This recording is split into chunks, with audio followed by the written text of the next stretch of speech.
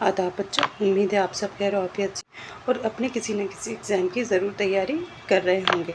जैसे कि आपको मालूम है कि हम आपके लिए रिवीज़न बेस्ट लेकर आए हैं, तो उसी के तहत हमारा जो पहला टॉपिक था वो था हिंद आरियाई ज़बान। उर्दू के आगाज़ व इर्तिका से मुतालिक हम बात कर रहे थे। तो इसका एक पार्ट हम कर चुके थे। हम पहुँच चुके थे कि उर्दू के क्या क्या नाम हैं।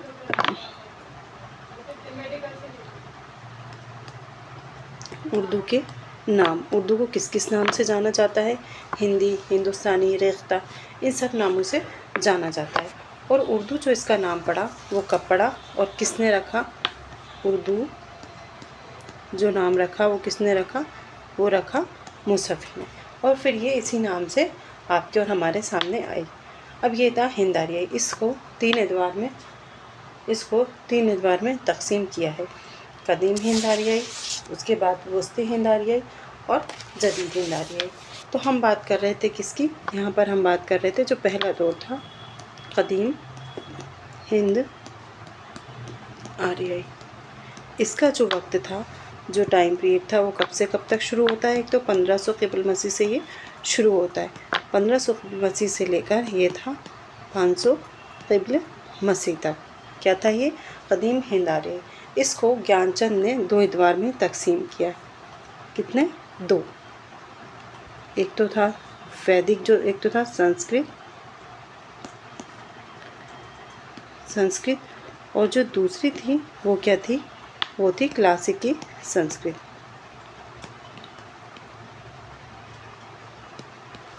क्लासिकी संस्कृत। तो ये किसके अकॉर्डिंग है, किसके मुताबिक है? ये है ज्ञानचंद जैन के मुताबिक। इन्होंने इसको 2 एतबार में तकसीम किया। संस्कृत क्या था? संस यानी कि एक पाक या साफ सुथरा, और कृत यानी मतलब इसका मतलब मानी होते हैं करना, ये संस्कृत। फिर बात आती है क्लासिकी संस्कृत की। तो क्लासिकी संस्कृत जो थी, इसमें क्या हुआ? आर्य तो पहले से ही थे। यहाँ पर जो आर्य आए ना आपके, उनके पास वो अपने साथ एक ज़बान लेकर आए थे। वो ज़बान कौन सी थी? वो थी संस्कृत ज़बान। अब ये संस्कृत ज़बान जो थी, एक ज़बान बुनाई जिसका नाम रखा संस्कृत। और संस्कृत में ही क्या हुआ? जो पाक वेद है ना, इनके पाक वेदों की क्या हुई? रचना हुई। आपसे पूछा जा सकता है कि आर्यों के जो पाक ग्रंथ हैं वो क्या हैं? आर्यों के पाक ग्रंथ क्या हैं? वो है वेद। तो इसमें कौन से वेद आए थे? 4 जो वेद हैं वो। ये किसके? जो ज्ञानचंद जैन थे उनके मुताबिक हम बात कर रहे हैं। अब इसमें यहाँ पर 4 वेद आ जाते हैं, ठीक है। कौन कौन से वेद थे वो, उसको भी अभी हम देखेंगे। उसके बाद 4 वेद हो गए। 4 वेद जो थे, ऋग्वेद, सामवेद, यजुर्वेद और अथर्ववेद, ये 4 जो वेद थे, यहाँ पर हम इसकी बात कर रहे हैं। ये वेद इसमें आ गए थे।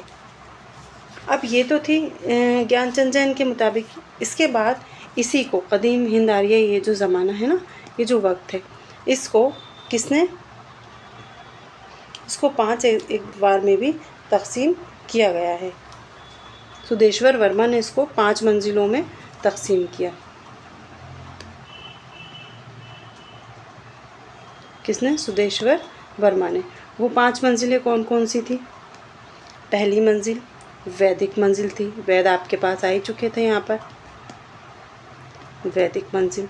दूसरी मंजिल जो थी आपकी, वो कौन सी थी? अहदे पाणिनि जो का जो वक्त था ना, वो मंजिल थी ये। उसके बाद जो इसमें तीसरी थी वो थी रज़मिया मंजिल। इसमें ही आपकी जो महाभारत है वो इसी मंजिल में, महाभारत इसी में लिखी गई थी, जो वेद व्यास ने लिखी थी। रज़मिया मंजिल, रज़मिया मंजिल जो है ना, वो इसी में लिखी गई थी। इसको अदबी दौर भी कहा गया। और रुज़ जो है ना, वो मरसिए का क्या है, जिसमें जंग की, लड़ाई झगड़े की बात जो की जाए ना, उसको हम क्या कहते हैं? रज़मिया मंजिल कहते हैं। इसको अदबी मंजिल भी कहा जाता है। महाभारत यहीं पर लिखी गई थी। और चौथी जो मंजिल थी वो थी कौन सी? दीनवी मंजिल थी। और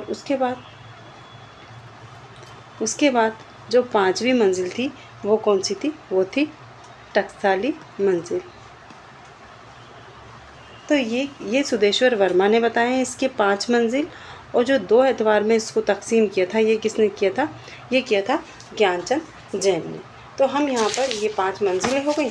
उसके बाद जो वेद आते हैं हम यहाँ पर उसकी बात कर लेते हैं। हम हिंद आर्य ज़बान की बात कर रहे हैं। अब आपके पास यहाँ पर आ गए, कहाँ तक हम पहुँचे? आर्य, क्लासिकी संस्कृत से हमें क्या आर्य आए, आर्य संस्कृत बोलते थे। फिर उस संस्कृत से क्या हुआ? वैदिक संस्कृत जो थी वो हमारे सामने आई। वैदिक संस्कृत से हमें 4 क्या मिले? 4 वेद मिले। कौन कौन से वेद थे वो? 4 वेद मिले। कौन सा? ऋग्वेद,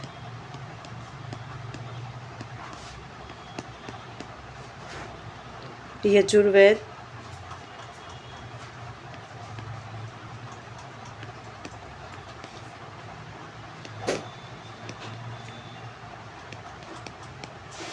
सामवेद, और चौथा था अथर्ववेद।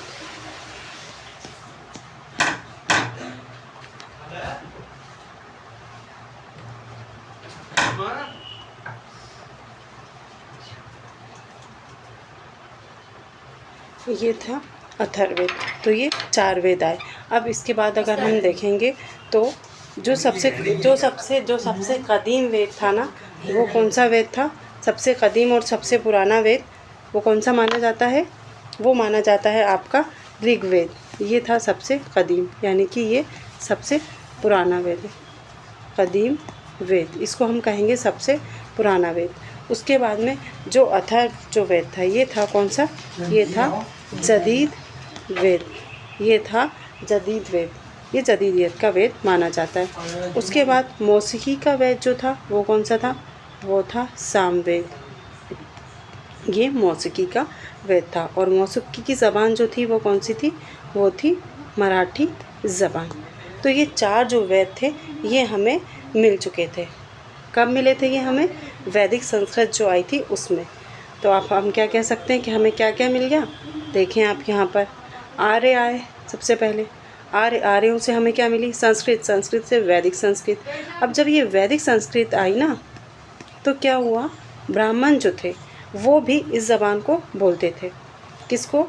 संस्कृत को। आला तबके के आर्य अपने आप को आला मानते थे, तो उन्हें ही वो सोचते थे हम ही सिर्फ इसी को बोलेंगे, संस्कृत हम ही बोल सकते हैं। तो ऐसे ब्राह्मण जो थे वो ख़ुद को आला समझते थे। उन्होंने कहा कि हम ही इस ज़बान को बोलेंगे, हमारे अलावा जो निचले तबके जो 4 और वो थे क्षत्रिय, शूद्र, वैश्य, जो निचले तबके के लोग थे वो बेचारे संस्कृत ज़बान को बोल नहीं पाते थे। उनको इजाज़त नहीं थी कि वो संस्कृत ज़बान को बोलें। तो जब कुछ ऐसा होता है तो कुछ ना कुछ किसी न किसी के लिए कुछ ना कुछ नया आता ही है। तो क्या हुआ? जब वैदिक संस्कृत आ गई और जो रामायण और ये जो महाभारत आई थी, तो ये जो आई थी ये हमारे पास संस्कृत तो आई चुकी थी। ये आई थी किसके साथ? संस्कृत की कवायद के साथ आई थी। हमारे पास कवायद भी आ चुकी थी। और ये दोनों चीज़ें जो रामायण है और महाभारत, ये जो दोनों तस्नीफ़ आई थी ये इसी वक्त आई थी। अब निचले वक्त जो लोग थे निचले तबके के वो बेचारे बोल ही नहीं पाते थे। तो तब क्या हुआ? एक नई जो ज़बान थी, जब संस्कृत कवायद की बात हुई ना तो इसमें क्या हुआ? 2 नई चीज़ें आई। कौन कौन सी? एक तो आई अष्ट अध्याय, क्योंकि अब हमें भाई हमारे पास क्या आया? संस्कृत कवायद आई। इसको किसने? इसके मुसन्निफ़ कौन है? पाणिनि। इसके कितने? 8 चैप्टर है इसमें। अष्ट अध्याय से समझ में आ रहा होगा ना, 8 को संस्कृत में कहा जाता है 8।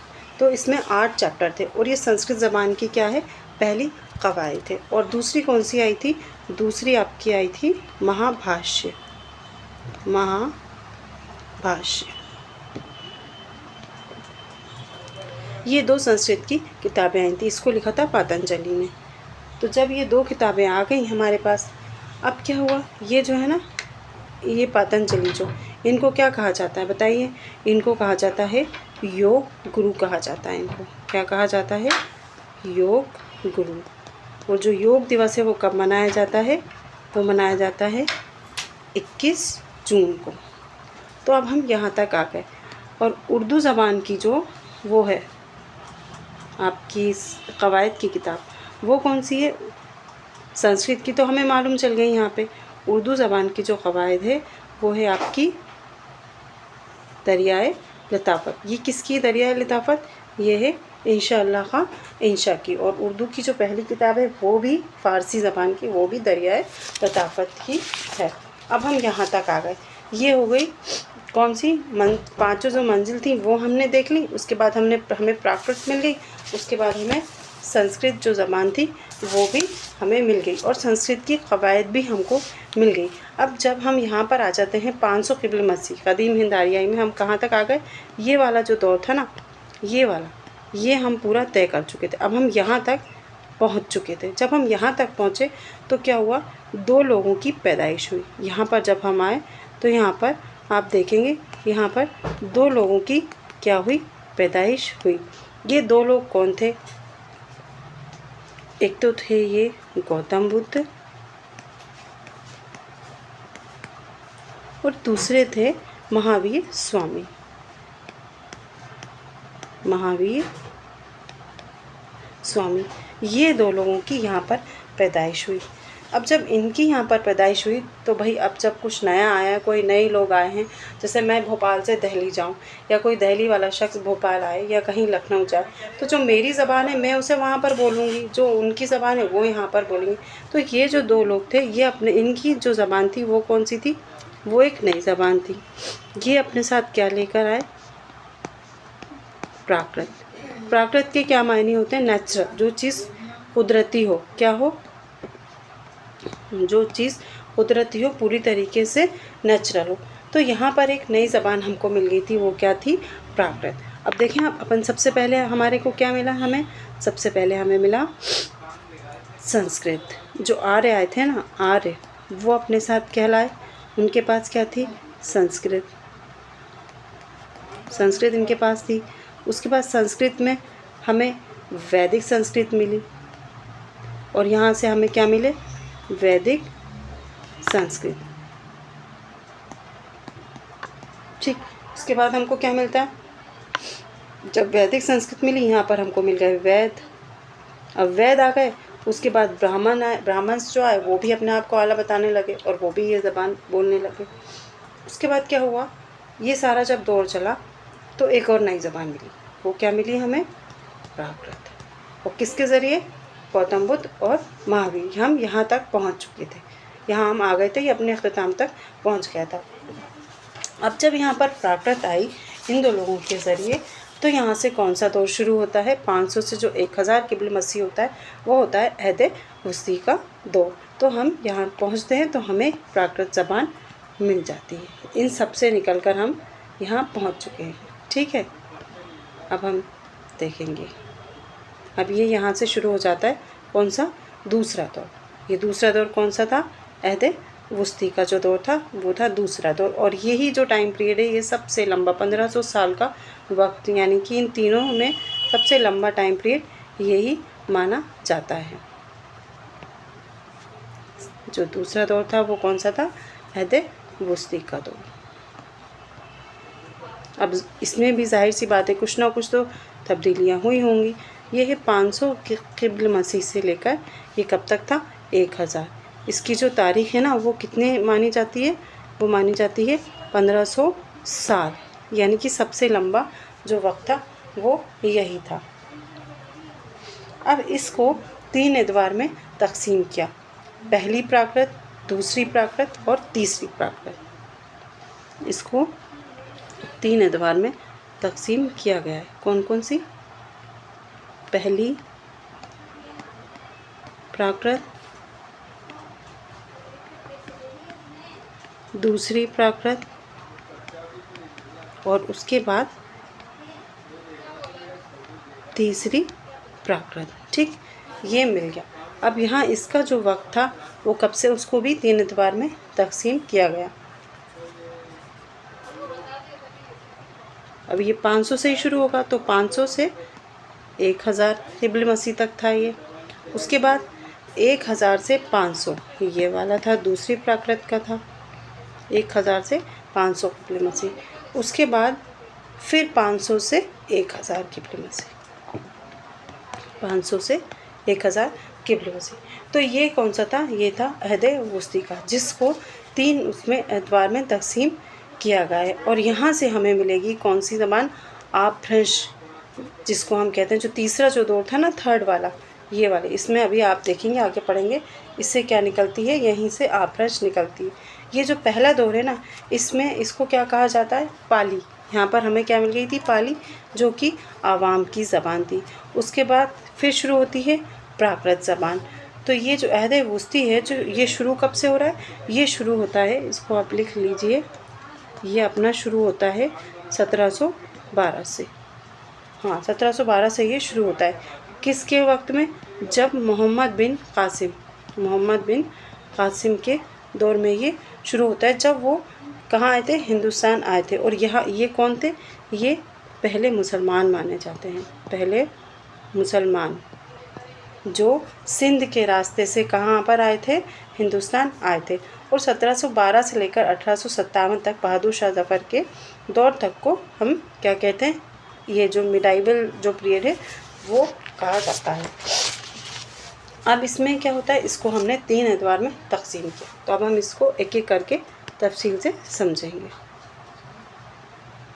पहला क्या था हमारे पास? पहला था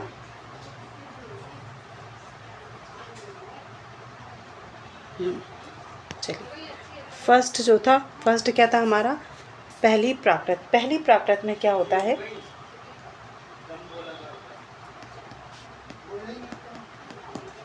पहली प्राकृत का जो वक्त था वो था 500 से लेकर 100 साल तक जो था वो। ठीक है, तो प्राकृत का मतलब होता है, प्राकृत जो चीज़ हमें कैसे मिली हो? कुदरती तौर पर मिली हो, उसे हम क्या कहते हैं? प्राकृत। जैसे हवा हुआ, पानी हुआ, ये पहाड़ हुए, ये तो ये ज़बान भी यहाँ पर महावीर और गौतम बुद्ध आ गए थे। जब ये यहाँ पर आए तो इन्होंने क्या किया? इन दोनों ने अपने जो मज़हब की इन्होंने तबलीग की, मज़हब की तबलीग की। जब तबलीग की गई तो जो इनके पास ज़बान थी वो ज़बान, और जो वहाँ मौजूद थी, इन्होंने इनके पास जो ज़बान थी उसने बातचीत किया, लोगों को उसको समझाया, कम्युनिकेशन डेवलप किया।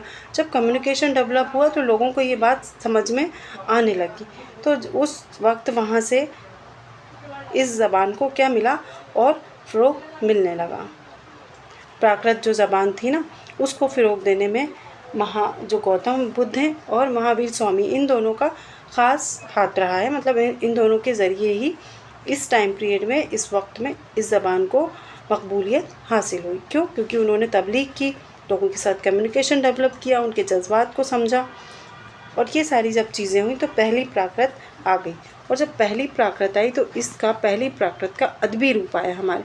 अब जब जाहिर सी बात है, एक दूसरे की बात हमें समझ में आने लगेगी, ये जो लिखा हुआ है ये आपको समझ में आने लगा, जो मैं कह रही हूँ वो आपको समझ में आया, तभी तो मैं इसको लिख पा रही हूँ ना। और जब ये लिखा गया तो इसे हम कहते हैं, किसी भी चीज़ का लिखा हुआ जो शक्ल होती है वो होता है उसका अदबी रूप या फिर उसकी अदबी शक्ल। तो जब हमें इस प्राकृत की ही अदबी शक्ल मिली तो वो किस में हमारे सामने आई? पाली ज़बान में हमारे सामने आई।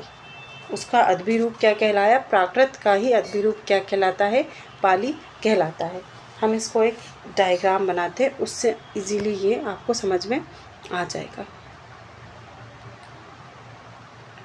चलिए देखिए, सबसे पहले क्या होता है? टकसाली हमारे पास आ चुकी थी, है ना, टकसाली ज़बान वो मिली हमें। अब हमें मिल गई थी उसके बाद प्राकृत। अब जब प्राकृत मिली तो इस प्राकृत को अदबी ये अपनी मजहबी तबलीग किसने की थी? जो 2 लोग थे उन्होंने की थी। आप समझ जाएंगे कौन 2 लोग थे, किसने की थी? महावीर स्वामी और गौतम बुद्ध। इन्होंने मजहब की तबलीग की, लोगों तक इस ज़बान को पहुंचाया। फिर इसको क्या मिल गई? इसको मिल गई मकबूलियत। जब ये मकबूलियत मिल गई, लोग इसे समझने लगे, उनके जज्बातों को समझा जाने लगा, लोगों को समझ में आने लगी, तो फिर कुछ लिखा पढ़ा भी तो जाएगा ना भाई। अब जब कुछ लिखा पढ़ा गया तो वो क्या हुआ? अदब कहलाया। और ये जो अदब था, इस अदब की ही ज़बान जो हमारे सामने जो अदब में आई, लिखावट में आई, वो क्या कहलाई? पाली। और जो लिखा हुआ होता है वो क्या कहलाता है? वो कहलाता है लिटरेचर। तो पहली प्राकृत क्या कहलाती है? पाली कहलाती है। इसको आप क्या कहेंगे? ये क्या कहलाई? पहली प्राकृत पाली कहलाई। और इसका जो पुराना नाम था वो क्या था? मागधी। ये इसका पुराना नाम है। अब जब भाई लिटरेचर है तो ये कहीं ना कहीं तो लिखा होगा, कहीं तो किसी ने इसको पढ़ा होगा ना, महावीर स्वामी ने या लोगों ने जब वहाँ पर पढ़ा तो कहाँ पढ़ा, कहाँ ये देखने को मिला? लिटरेचर है मतलब कि ये रिटर्न में, अदब में आ गया, मतलब ये रिटर्न फॉर्म में कहीं ना कहीं है। तो ये कहाँ मिला था? ये हमें मिला था अशोक के ग्रंथ में। और अशोक के जो ग्रंथ और इसके अलावा उनके जो लॉर्ड थे ना, जो होते थे लॉर्ड, उसमें क्या मिला हमें? अदबी का ये पाली का जो ज़बान थी वो हमें देखने को यहाँ पर मिली। तो इस तरीके से हम कहाँ तक आ गए? हम अशोक के लॉर्ड में, स्तूपों में पाली तक पहुँच गए थे। अब आता है दूसरी प्राकृत। ये तो थी पहली प्राकृत। जो दूसरा दौर था ना, इसको क्या किया गया है? इसको 5 एतवार में तकसीम किया गया है। कितने एतवार में? ये पहली प्राकृत हमने पढ़ ली। अब हम देखेंगे दूसरी प्राकृत। हमारे पास यहाँ पर अदबी रूप हमें मिल चुका था पहली प्राकृत में, अदबी शक्ल हमारे पास आ चुकी थी। और सेकंड था जो दूसरी प्राकृत है, उसको क्या किया है? उसको माहिर लिसानियात ने 5 उसमें तकसीम किया है, 5 हिस्सों में इसको क्या किया है? तकसीम किया है। और ये इलाकों के उस पे जो बिना पर तकसीम इसको किया गया है। कैसे? इलाकों के ज़रिए। तो फर्स्ट है कौन सी? मराठी या महाराष्ट्री। फिर सेकंड जो है वो है शोरसिनी।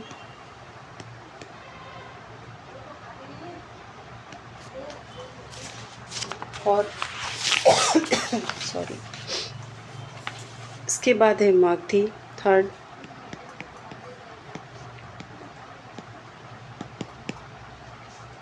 और फोर्थ है अर्धमागधी।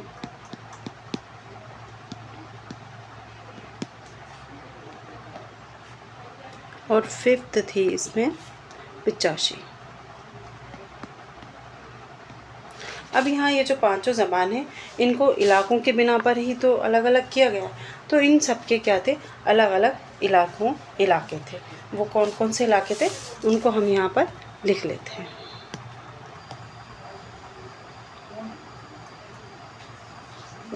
देखिए पहला कौन सा था? पहली क्या थी हमारी? फर्स्ट। पहली है हमारी महाराष्ट्र। इसका इलाका क्या था?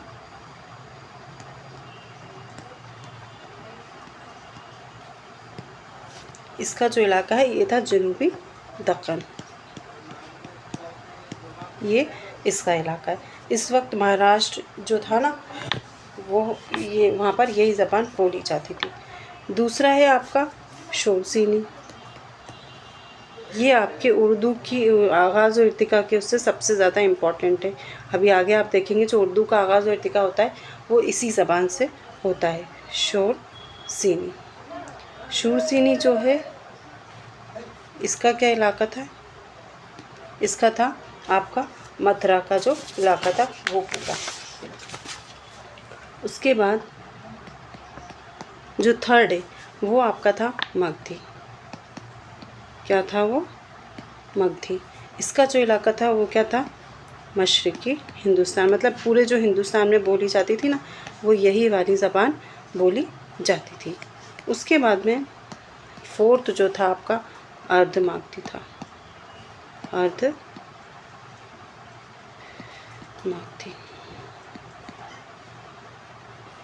ये आपका फोर्थ था।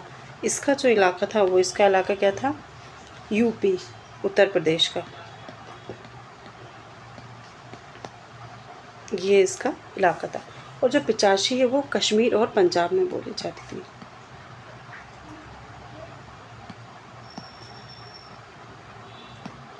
ये कहाँ बोली जाती थी? ये आपकी कश्मीर और पंजाब, ये इनका इलाका था। तो ये इलाक़ों की बिना पर ही इन पाँचों को क्या किया गया, दूसरी जब प्राकृत का दौर था ना, तकसीम किया गया। और पंजाब का जो वो था, ये पंजाब का जो नज़रिया है, उर्दू की जो पैदाइश बताई ना, तो ये आपके महमूद शिरानी और सैयद सुलेमान नदवी, इन दोनों ने इसके आगाज़ और इर्तिका का जो नज़रिया पेश किया है वो ये बताया है हाफिज़ महमूद शिरानी ने कि उर्दू जो है वो कहाँ से, पंजाब से निकली। और सैयद सुलेमान नदवी जो है, इनकी किताब है ना पंजाब, ये इनकी हाफिज़ महमूद शिरानी जो है, इनकी किताब है पंजाब में तसनीफ़, पंजाब में उर्दू। इनकी कौन सी किताब है, पंजाब में उर्दू, ये 1928 में लिखी गई थी। इसमें इन्होंने उर्दू की आगाज़ और इर्तिका क्या बताया है, पंजाब बताया है। और ये हाफिज़ महमूद शिरानी ने लिखी। और सैयद सुलेमान नदवी की तसनीफ़ कौन सी, नक़ुश सुलेमानी। इसमें इन्होंने क्या बताया है, इन्होंने भी बताया है कि नक़ुश सुलेमानी ये कब लिखी थी, 1939 में। इन्होंने भी यही बताया कि उर्दू कहाँ से निकली, पंजाब से निकली। तो ये था कब, दूसरी प्राकृत का दौर, जिसको 5 इलाक़ों के इसमें तकसीम किया गया है। उसके बाद अब आता है जो तीसरी प्राकृत है उसका दौर। तीसरी प्राकृत का दौर क्या था, हम वो भी देख लेते हैं।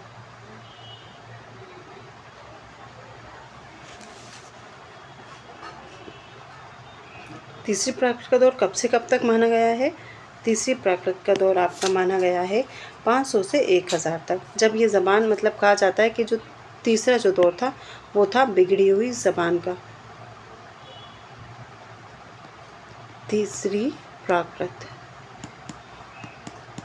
इसको क्या कहा जाता है, ये कब से, 500 से लेकर 1000 तक, ठीक है।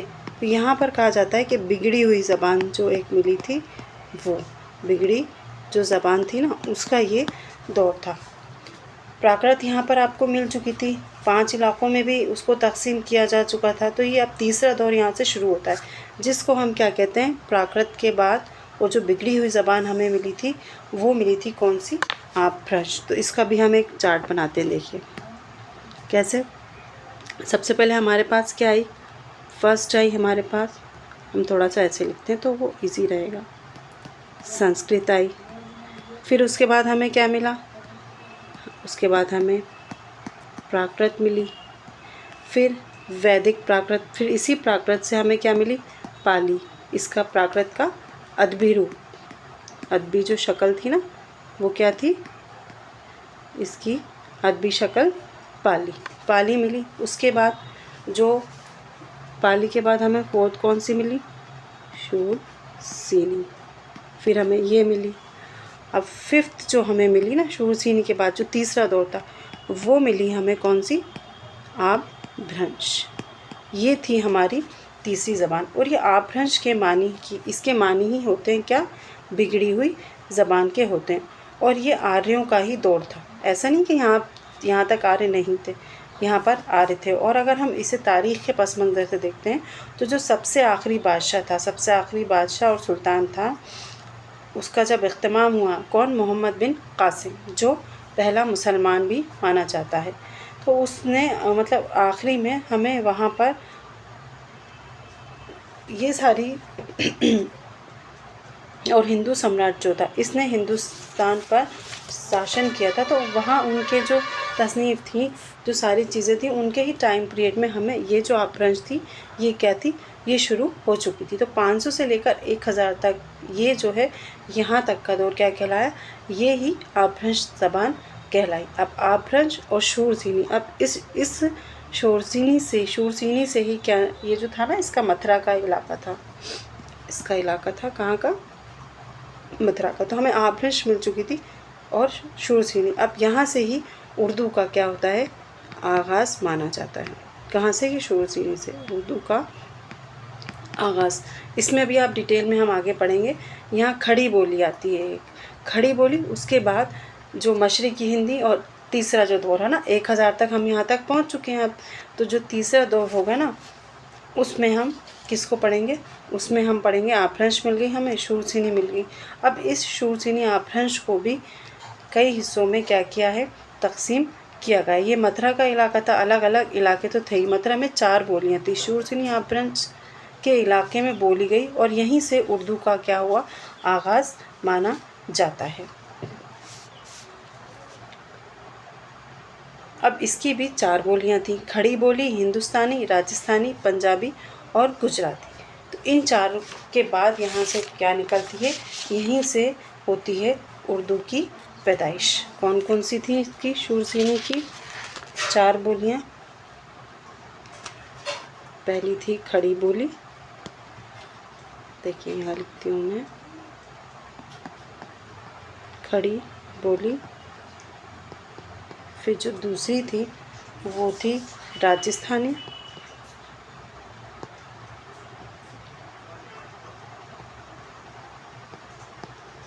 उसके बाद जो थर्ड थी वो थी पंजाबी, और इसके बाद जो चौथी थी ना, फोर्थ, वो थी आपकी गुजराती।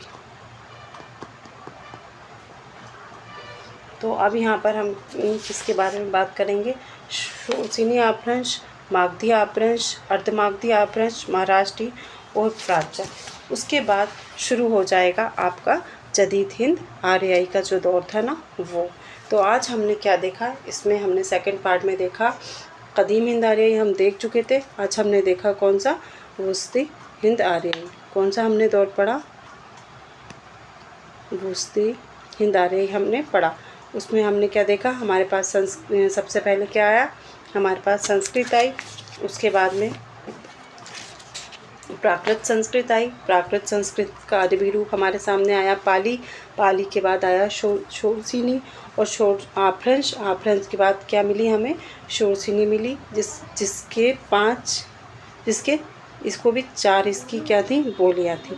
और इसी के बाद हम यहाँ तक आ जाते हैं 1000 क़िब्ल मसीह। यहाँ से शुरू होता है जदीद हिंद आर्याई का दौर। उम्मीद करते हैं बच्चों कि आपको ये जो रिवीजन क्लास शुरू करना है वेस्ट बंगाल टीजीटी पीजीटी के लिए, तो ये पहला टॉपिक आपको समझ में आया होगा। शुक्रिया।